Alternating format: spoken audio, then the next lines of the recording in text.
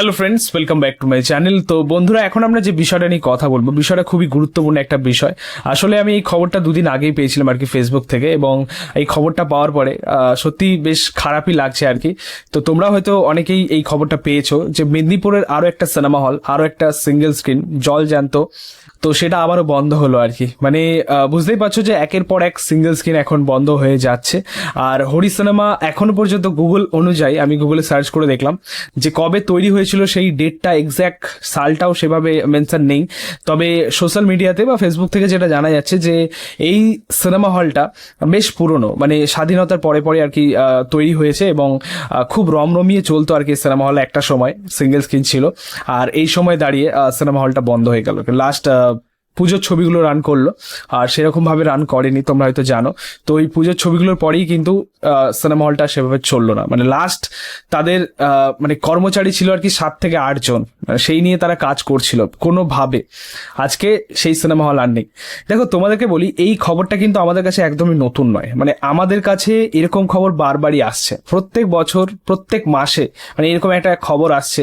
আজকে এখানকার cinema hall মানে সিঙ্গেল স্ক্রিন বন্ধ হচ্ছে, আজকে ওখানকার সিঙ্গেল স্ক্রিন বন্ধ হচ্ছে। মানে বেশিরভাগ ওই গ্রামের দিকটা আর কি, মফস্বলের দিকটা। আমাদের আশেপাশে আমি যেখানে থাকি, এখানে রিসরা জয়ন্তী, সেটাও বন্ধ হয়ে গেছে। আমাদের উত্তরপাড়া গৌরী ছিল, দীপক ছিল, সে তো কবেই বন্ধ হয়ে গেছে। তারপর শ্রীরামপুর টকিজ বন্ধ হয়েছে, এবং আপকামিং কিছু রয়েছে যেগুলো বন্ধ হওয়ার মুখে। সমস্ত কিছুর জন্য দায়ী কে? এই যে সিনেমা হলগুলো বন্ধ হচ্ছে, কে দায়? দেখো, আমাদের ইন্ডাস্ট্রি, আমাদের এখানকার অডিয়েন্স, আমাদের ইন্ডাস্ট্রি সেরকম সিনেমা প্রোভাইড করতে পারেনি। একটা সময়ে যে আমাদের ইন্ডাস্ট্রিতে একটা স্বর্ণযুগ কেটেছে, সেই স্বর্ণযুগ তারা ধরে রাখতে পারেনি, অব্যাহত রাখতে পারেনি। এই সময় দাঁড়িয়ে তোমরা সিনেমার কোয়ালিটি, এখানকার মার্কেট সিনেমা, সেটা তোমরা দেখছো। পাশাপাশি অডিয়েন্স, তাদের কথাও বলতে হয়। দর্শকের পছন্দের অনেক চেঞ্জেস এসছে।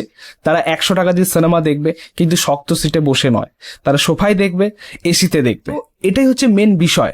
এখনকার যে অডিয়েন্স, মানে বেশিরভাগ ইয়াং অডিয়েন্স, তারা কিন্তু মানে তারা বেসিক্যালি সাউথের ছবি দেখতে পছন্দ করে, তারা বলিউডের ছবি দেখতে পছন্দ করে। তারা কিন্তু এখানকার ছবি, বাংলার ছবি সেরকম দেখতে পছন্দ করে না। এখন তুমি দাঁড়িয়ে আজকে 10 জন যদি ইয়াং অডিয়েন্সকে জিজ্ঞেস করো যে 3টে ছবির মধ্যে, 3টে ইন্ডাস্ট্রির মধ্যে, বাংলা, বলিউড এবং সাউথ, তারা চুজ করবে আর কি বেশিরভাগ, মানে 7 জন বলিউড আর সাউথ চুজ করবে। বাংলায় ইন্ডাস্ট্রি বা বাংলা ছবি এখন খুব কম অডিয়েন্স দেখে। যারা পুরনো আছে, যারা আমাদের বাংলা ছবিকে ভালোবাসে, সেই সকল দর্শক কিন্তু আছে, তারা থাকবে, আগামী দিনেও থাকবে। সিঙ্গেল স্ক্রিন কেউ তাকেও দেখে না। মানে কিছু দর্শক আছে যারা ওই প্রথম 1-2 দিন গিয়ে সিনেমা হলে ভিড় করে আসে, মানে সেটাই হয়তো তাদের কাছে সব থেকে বড় আর কি অ্যাচিভমেন্ট আর কি। মানে ওই প্রথম দিনে গিয়ে শো দেখা, সেটা দেবজিতের ছবির ক্ষেত্রেই। হ্যাঁ, মানে এমন একটা হাউসফুল, মানে একটা ভাইব থাকে, একটা অন্যরকম এনভায়রনমেন্ট থাকে আর কি সেই সময়। তো অ্যাকচুয়ালি ওরা প্রথম ওই 1 সপ্তাহ গিয়ে এনজয় করে, তারপরে সারা বছর ছবির মানে সিনেমা হলের অবস্থা খুবই খারাপ। মানে তুমি হয়তো ওই বলে না যে সিনেমা হলে যে মালিক, হল মালিক রয়েছে, তারা মাছি মারে সারা বছর। শুধু ওই যখন তাদের ছবি আসে কোনো মরশুম, পুজোর মরশুম, ফেস্টিভ্যাল, সেই সময় হয়তো তাদের মার্কেটটা ভালো চলে, বাট অন্য সময় সেরকম চলে না। আর এখানে ইন্ডাস্ট্রিরও একটা ফল্ট রয়েছে, একটা বড় ফল্ট রয়েছে, যে তারা নতুন স্টার তৈরি করতে পারছে না, নতুন সুপারস্টার তৈরি করতে পারছে না, নতুনভাবে সিনেমা আনতে পারছে না, কন্টেন্টে সেরকম জোর দিতে পারছে না, সেরকম বাজেটে আমরা কাজ পাচ্ছি না, সেরকম পরিকল্পনার কাজ আমরা পাচ্ছি না। তো এটা হচ্ছে মেন ফল্ট। ইন্ডাস্ট্রি সেরকম কিছু প্রোভাইড করতে পারিনি যেখানে আমাদের সিঙ্গেল স্ক্রিনগুলো ভালো চলে। আমি অনেক সিনেমা হল রয়েছে, আমাদের গ্রামের দিকে অনেক সিনেমা হল রয়েছে, আমার মামার বাড়ি মুর্শিদাবাদের দিকে অনেক সিনেমা হল রয়েছে। এখানে বেশ কিছু সিনেমা হল এখন বন্ধ হওয়ার মুখেই আর কি। মানে পরিস্থিতি খুবই খারাপ। আওয়ারা, বস, তারপরে বোঝে না সে বোঝে না, এই সকল সিনেমা হলগুলো যেভাবে আমরা, সত্যি বলতে আমাদের কাছে ওগুলো ছিল একটা মেমোরেবল ডে। আমরা কখনোই ভুলবো না। আমাদের কাছে ওই সমস্ত দিন হয়তো ফিরে আসলে আরো ভালো হয়। তো একটা স্বর্ণযুগ ছিল, সেটাকে আর অব্যাহত কেউই রাখতে পারেনি, না ইন্ডাস্ট্রি রাখতে পেরেছে, না সিনেমা হলগুলো রাখতে পেরেছে। আর পাশাপাশি মানে শুধু ইন্ডাস্ট্রি আর দর্শকদের দোষ দিলে হবে না, এখানে আমাদের যে সিনেমা হল মালিকরা রয়েছে তাদেরও দোষ রয়েছে। তারা সময় অনুযায়ী রিনোভেট করতে পারেনি, তারা নিজেদের সিনেমা হলগুলো সেভাবে ডেভেলপ করতে পারেনি। পরিস্থিতি অনুযায়ী, সময় অনুযায়ী সবকিছু চেঞ্জেস দরকার পড়ে। সেটা টয়লেট থেকে শুরু করে, সিনেমা হলের এনভায়রনমেন্ট থেকে শুরু করে, সিনেমার স্ক্রিন থেকে শুরু করে, সিট থেকে শুরু করে, এই সমস্ত কিছু মানে এই চেঞ্জেসগুলো করার দরকার ছিল, যেগুলোতেই তারা পিছিয়ে রয়েছে আর। এবং সেই জায়গায় মাল্টিপ্লেক্সগুলো এতটা সাকসেসফুল কেন, অবশ্যই সেটা দেখতে হবে। এবং এখানে তোমরা ডিফারেন্সটা বুঝতে পারবে যে সিঙ্গেল স্ক্রিন এবং মাল্টিপ্লেক্সের মধ্যে তফাৎটা কোথায়। একটা সময় যেখানে এখানকার দর্শক 20-30 টাকা টিকিট কেটেও সিনেমা দেখেছে, সিঙ্গেল স্ক্রিনে গিয়ে সিনেমা দেখেছে।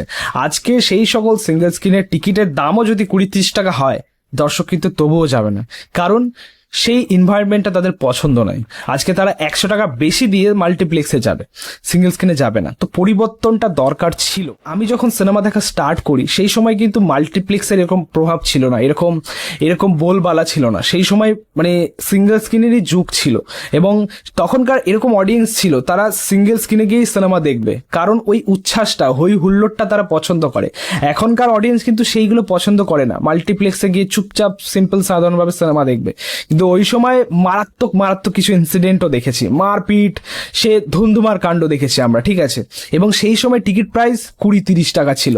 আমি যখন দেখা শুরু করি 2007, 8, 9, 10 ওই সময়টা 15 টাকা, 20 টাকা, ব্যালকনি হয়তো 40 টাকা, 45 টাকা এরকম টিকিট প্রাইস ছিল। আজকে কিছু সিনেমা হল হয়তো রয়ে গেছে, কিছু সিনেমা হল পরিবর্তন হয়েছে, তাদের এনহ্যান্সমেন্ট হয়েছে, ডেভেলপমেন্ট হয়েছে। যেরকম আমাদের উদয়নে থেকে আগে সুষমা হলে বেশি ভিড় হতো। তোমরা যারা লোকালে থাকো তোমরা হয়তো সেটা জানো, কারণ সুষমা হলের ক্যাপাসিটি প্রায় 850 সিটের ছিল। সেই জায়গায় উদয়ন সিনেমা অনেকটাই পিছিয়ে ছিল। আজকে দেখুন কে এগিয়ে গেল এবং কে পিছিয়ে গেল। তো এটা হচ্ছে বলা যে পরিবর্তনটা খুবই দরকার, তবেই দর্শককে তুমি টানতে পারবে। আর পাশাপাশি আমি যে কারণগুলো বললাম, আমাদের ইন্ডাস্ট্রির কিছু দায়িত্ব রয়েছে, এগুলোকেও দেখা উচিত। নতুন স্টার, নতুন সুপারস্টারের জন্ম হওয়া উচিত, তবেই আর কি এই সিনেমা হলগুলো এগোতে পারে। কন্টেন্ট ভালো আনতে হবে। যাই হোক, এই ছিল বলার এই বিষয়টা নিয়ে। আমার খুবই খারাপ লাগছে একের পর এক সিঙ্গেল স্ক্রিন এইভাবে বন্ধ হয়ে যাচ্ছে। আরেকটা কথা বলি, আমাদের মেদিনীপুরের বল্লভপুর এলাকার সেখানকার বোধহয় নেত্রী আমাদের জুন মালিয়া, খুব সম্ভবত এরকম একটা আপডেট পেলাম সোশ্যাল মিডিয়াতে, যে তিনি হয়তো আশ্বাস দিয়েছেন যে সেটাকে যদি রিনোভেট করা যায়, এনহ্যান্সমেন্ট কিছু করা যায়, মানে এরকম একটা রিমার পেয়েছি আর কি। সো দেখা যাক যে তার চোখে এটা পড়ে কি না। আমরা আশাবাদী আর কি তার থেকে এবং ওই সিনেমা হলের থেকেও আর কি। তো এই ছিল বলার। ভিডিওটা ভালো লাগলে অবশ্যই লাইক কমেন্ট শেয়ার করে দিই, পাশে থেকে সাপোর্ট করো, চ্যানেলটাকে অবশ্যই সাবস্ক্রাইব করেছে, পাশে থাকা বেল প্রেস করতে পরবর্তী ভিডিও। Thank you.